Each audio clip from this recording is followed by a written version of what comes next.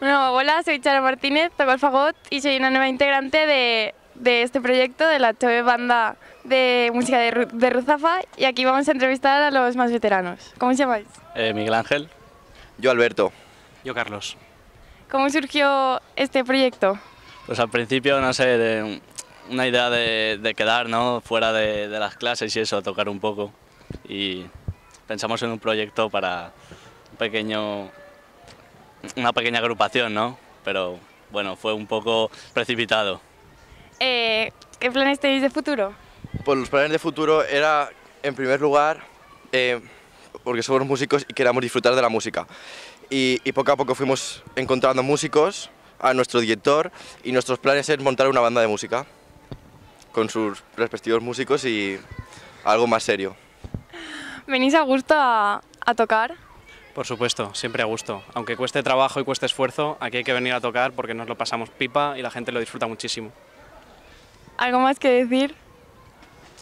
Pues que esperamos que esta banda dure mucho más y que crezca. Que vaya hacia adelante, sobre todo, que nos hagamos conocer también y puedan contribuir más músicos. Y lo importante es sentir la música. Vale, esto es todo. Tenemos aquí al director. Hola. Hola, buenas.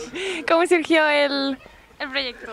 Pues yo me puse en contacto con Carlos, que era presidente de la sociedad en aquel entonces, y bueno, me comentaron un poco el proyecto y me pareció muy interesante, la verdad. Y ahora estamos aquí con músicos procedentes de diversas orquestas y bandas de toda la Comunidad Valenciana. Vienen de Burchasot, de Sagunto, de diferentes bandas y conservatorios. Y bueno, ahora estamos preparando el concierto de Navidad, del día 22 de diciembre a las 12 de la mañana en el mercado de Ruzafa. ¿Y tienes algunos planes para años próximos? Sí, para años próximos hay muchos planes, todos están aún en proyecto, pero bueno, la idea es a largo plazo, si llega a consolidarse el proyecto, pues presentarnos a diversos certámenes, festivales de música reconocidos internacionalmente y bueno, ya veremos a ver cómo surge todo. Hasta aquí la entrevista.